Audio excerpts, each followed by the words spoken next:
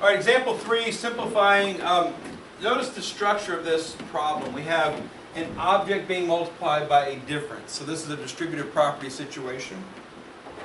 The distributive property requires that I take this object outside and multiply it first by the first object and then by the second object. All right, notice the multiplication going on here is radical multiplication. So it's like the last problem. We're multiplying radical objects, right? So I want to use the same technique I used when I multiplied radical objects on the last problem. So when I do this red multiplication, 4 times the square root of 3 times 2 times the square root of 3, the numbers that aren't radical, 4 and 2, are the outside numbers. I'm going to multiply those to get an outside number. The numbers underneath the radical, notice 3 and 3 are both prime numbers. Instead of multiplying 3 times 3 to get 9, just leave it as 3 times 3.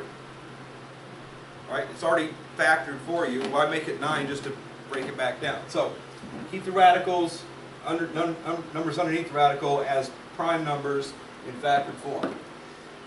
4 times -1 for the blue multiplication. 4 and -1 make -4 for the outside. And leave a little space here. Okay, minus, leave a little space to put numbers in front of the 4. Square root of. Now the numbers underneath the radical are 3 outside and 6 inside, right? These two. 3 is already prime. 6 is 3 times 2.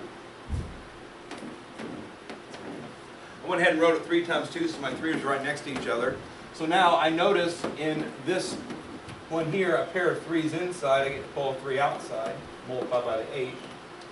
And right here, I got a pair of 3's inside, so I can pull 1 3 outside and multiply by the 4. Now looking back at the red term, what came out altogether is 3 times 8, which makes 24. What stayed in was nothing, which means the radical just is gone. It's no longer a square root object, now it's just a whole number, 24. For the blue term, -3 times 4 makes -12.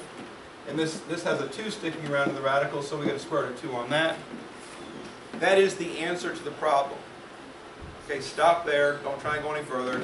I have seen people want to subtract 24 minus 12 because it looks like it's right there. Right? 24 minus 12 equals 12.